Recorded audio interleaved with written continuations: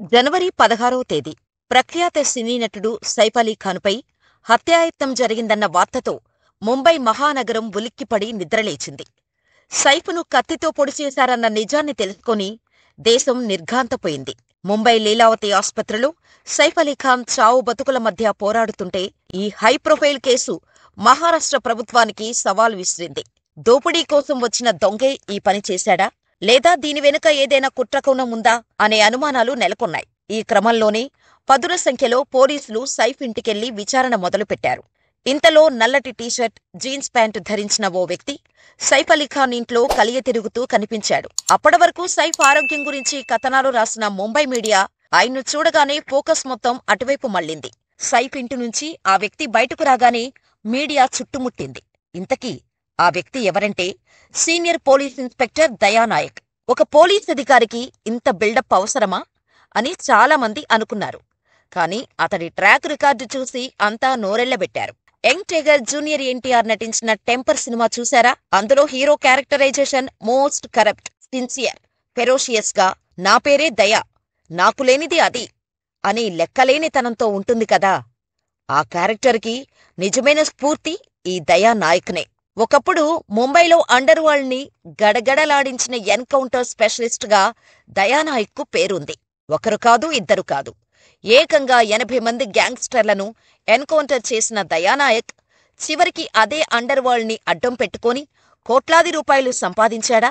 అవినీతి నిరోధక శాఖ అతడిని ఎందుకు అరెస్ట్ చేసింది? తిరిగి పోలీసు శాఖలోకి ఎలా వచ్చాడు? దయానాయక్ ఎంట్రీ ఇచ్చాడంటే సైఫ్ అలీ ఖాన్పై జరిగిన దాడికి ముంబై మాఫియాకు ఏమైనా సంబంధం ఉందా? ఎన్నో కుట్రలు, కుతంత్రాలను ఎదుర్కొని నిలబడ్డ మోస్ట్ ఇంట్రెస్టింగ్ క్యారెక్టర్ దయానాయక్ జీవితాన్ని ఖచ్చితంగా మిస్ కాకుండా చివరి వరకు చూడండి. కర్ణాటకలోని ఉడిపి జిల్లా కర్కల తాలూకాలోని ఎన్నెహోలే గ్రామంలో కొంకన్ మాట్లాడే కుటుంబంలో దయానాయక్ జన్మించారు. స్థానికంగా తన తాతగారు నిర్మించిన పాఠశాలలో 7వ తరగతి వరకు చదువుకున్నాడు. అప్పటి వరకు గొప్పగా బతికిన దయా కుటుంబం పీకల్లోతూ ఆర్థిక ఇబ్బందుల్లో కూరుకుపోయింది.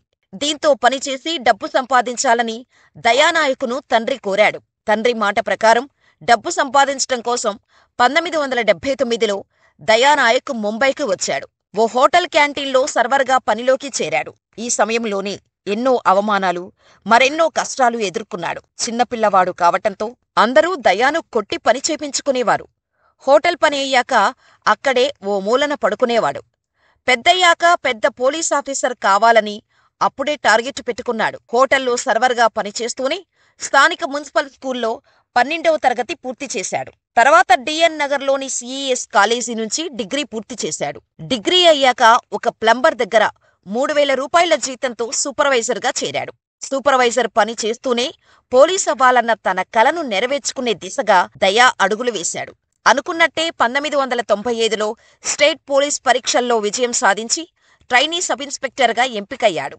ట్రైనింగ్ పూర్తి చేసిన తర్వాత 1996లో జుహూ పోలీస్ స్టేషన్లో సబ్ ఇన్స్పెక్టర్గా విధుల్లోకి చేరారు. దయానాయక్ ఉద్యోగంలో చేరిన సమయానికి ముంబైలో అండర్ వరల్డ్ పేరుతో విపరీతంగా దందాలు, హత్యలు, డ్రగ్స్, హవాలా సహా ఎన్నో నేరాలు జరిగేవి. చిన్నప్పటి నుంచి ఎదుర్కొన్న పరిస్థితుల కారణంగా ఎస్ఐగా బాధ్యతలు చేపట్టిన తొలి రోజు నుంచే దయానాయక్ నేరస్తుల పాలిట సింహస్వప్నంలా మారాడు. ఈ క్రమంలోనే న్యూ ఇయర్ వేడుకలు జరుపుకుంటున్న చోటా రాజన్ గ్యాంగ్కు కాలరాత్రి మిగిల్చాడు.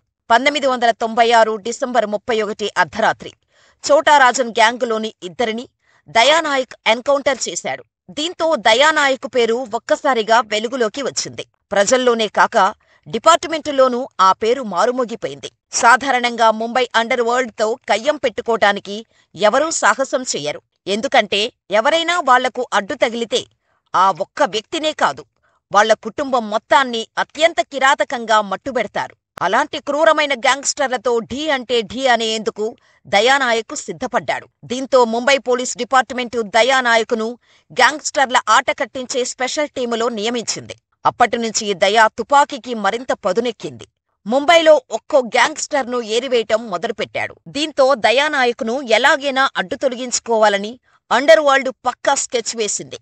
1997లో ఒక గ్యాంగ్స్టర్ చాలా దగ్గర నుంచి దయానాయకుపై కాల్పులు జరపగా చావు బతుకుల మధ్య ఆస్పత్రిలో చేరాడు. ఆ గండం నుంచి అతి కష్టం మీద బయటపడ్డ దయా కోలుకొని తిరిగి వచ్చాక మరింతగా రెచ్చిపోయాడు.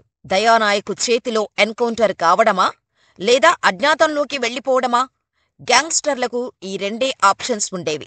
ఇలా దావూద్ ఇబ్రహీం, చోటా రాజన్, చోటా షకీల్ వంటి ముంబై డాన్ల నెట్వర్క్ కింద పనిచేస్తున్న కనీసం 83 మంది గ్యాంగ్స్టర్లను దయానాయక్ ఎన్కౌంటర్ చేశాడు. ఈ క్రమంలోనే ముంబై మాఫియా చేతిలో ఎన్నో విధాలుగా చితికిపోయిన బాలీవుడ్ ఇండస్ట్రీ స్టార్లతో దయానాయక్కు సన్నిహిత సంబంధాలు ఏర్పడ్డాయి. అండర్ వరల్డ్ నుంచి ఏ బాలీవుడ్ స్టార్కి బెదిరింపులొచ్చినా క్షణాల్లో వాళ్ల దగ్గరకు వాలిపోయేవాడు. క్రమంగా దయానాయక్ బాలీవుడ్ ప్రముఖులతో పరిచయాలను, ఆర్థిక సంబంధాల కోసం వాడుకోవడం మొదలుపెట్టాడు. తన తల్లిదండ్రుల పేరు మీద ప్రారంభించిన రాధానాయక్ ఎడ్యుకేషనల్ ట్రస్ట్ పేరిట బాలీవుడ్ ప్రముఖుల నుంచి దయానాయక్ విరాళాలు సేకరించాడు. ఆ డబ్బుతో తన సొంత గ్రామమైన ఎన్ఏహోల్లో ఒక పాఠశాలను నిర్మించాడు. 2000 సంవత్సరంలో ఈ పాఠశాలను బాలీవుడ్ బిగ్ బి అమితాబ్ బచ్చన్ ప్రారంభించగా ఎంఎఫ్ హుస్సేన్, సునీల్ శెట్టి, ఆఫ్తాబ్ శివదాసాని వంటి ప్రముఖులు కూడా హాజరయ్యారు. ఒక పోలీస్ ఆఫీసర్ సొంత పాఠశాల కట్టడం, లగ్జరీ లైఫ్ అనుభవిస్తుండటం అతడి ప్రత్యర్థులకు వరంలా మారింది. 2003లో కేతన్ తిరోడ్కర్ అనే జర్నలిస్ట్ దయానాయక్కు వ్యతిరేకంగా వరుస కథనాలు రాశాడు. దయానాయక్ ముంబై మాఫియాతో సంబంధాలు పెట్టుకుని అక్రమ మార్గాల్లో కోట్లాది రూపాయల సంపదను కూడగట్టాడని ఆరోపించాడు. 2002లో దయానాయక్తో స్నేహం పెంచుకొని అతడి దోపిడీ వ్యాపార సామ్రాజ్యాన్ని కళ్లారా చూశానని పేర్కొన్నాడు. దీంతో ముంబై మాఫియాతో దయానాయక్ సంబంధాలపై Maharashtra control of organised crime act కింద పోలీసులు, అధికారులు దర్యాప్తు చేపట్టారు. 2003లో ఏసీపీ శంకర్ కాంబ్లే, 2004లో డీసీపీ కేఎల్ బిష్నోయ్ చేసిన దర్యాప్తులో దయాను నిర్దోషిగా తేల్చారు. 2004లో ఏసీపీ దిలీప్ సావంత్ చేసిన మరో విచారణలో కూడా ఆయనకు క్లీన్ చిట్ లభించింది. ఇక్కడ హైలైట్ ఏంటంటే దయానాయక్కు వ్యతిరేకంగా వార్తలు రాసిన జర్నలిస్టు కేతిన్ తిరోడ్కర్ను దుబాయ్లో ఉంటున్న డాన్ చోటా షకీలాతో సంబంధాలున్నాయన్న ఆరోపణలతో అదే సంవత్సరం అరెస్ట్ చేశారు.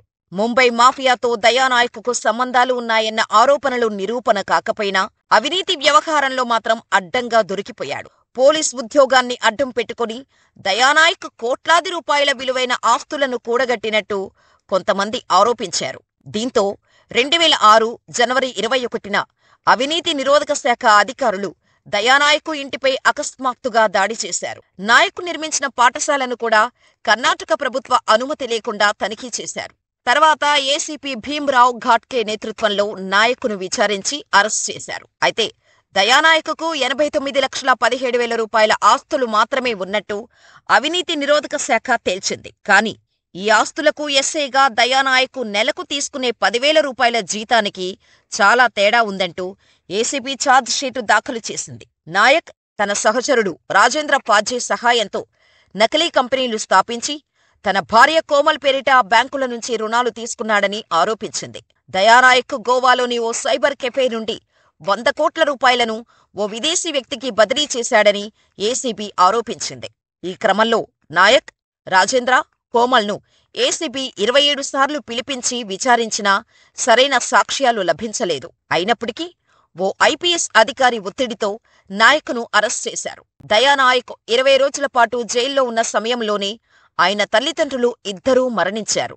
ఈ నేపథ్యంలో దయానాయక్ మహారాష్ట్ర మానవ హక్కుల కమిషన్ను ఆశ్రయించాడు. తన డబ్బు మొత్తం లెక్కల్లో ఉన్నవేనని, ప్రతి లావాదేవీ చెక్కుల ద్వారా జరిగినదేనని స్పష్టం చేశాడు. తన ఆస్తులను కుట్రపూరితంగా తారుమారు చేసి చూపించారని ఆరోపించాడు. దయానాయక్ మద్దతుదారులు, ఆయనపై కుట్ర చేసిన వారు అండర్ వరల్డ్ నేరస్తులతో సంబంధాలు కలిగిన సహోద్యోగులని చెబుతుంటారు. దయానాయక్ స్వయంగా తనను అరెస్ట్ చేసిన భీమ్రావ్ ఘాట్కేను అత్యంత అవినీతిపరుడైన అధికారిగా అభివర్ణించాడు. ₹1 కోటి లంచం ఇవ్వలేదని ఘాట్కే తనపై ఎఫ్ఐఆర్ నమోదు చేశాడని ఆరోపించాడు. ఇక 2006 జనవరి 18న దయానాయక్ గోవాలో ఉన్నాడని ఏసీబీ చెప్పినా ఆయన చార్కో పోలీస్ స్టేషన్ విధుల్లో ఉన్నట్టు డ్యూటీ రికార్డులు సాక్ష్యంగా ఉన్నాయి. అంతేకాదు, డి నాయక్ అనే వ్యక్తి ముంబై నుంచి గోవా వరకు పలుమార్లు విమానయానంలో ప్రయాణించాడని ఏసీబీ చెప్పింది. కానీ ఆ వ్యక్తి గోవా మంత్రి దామోదర్ నాయక్ అని తేలింది. ఈ క్రమంలోనే 2010లో దయానాయకుపై పెట్టిన అన్ని కేసులను కొట్టేస్తూ కోర్టు తీర్పు ఇచ్చింది. దీంతో 2012 జూన్ 16న మహారాష్ట్ర పోలీసులు దయానాయకును తిరిగి విధుల్లోకి తీసుకున్నారు.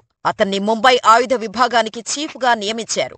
2014 జనవరిలో నాగ్పూర్కు బదిలీ అయ్యారు. అయితే ఆయన అక్కడ విధులకు హాజరు కాని కారణంగా 2015 జులైలో సస్పెండ్ అయ్యారు. తర్వాత ఆగస్టు 2015లో సస్పెన్షన్ ఉత్తర్వులను రద్దు చేశారు.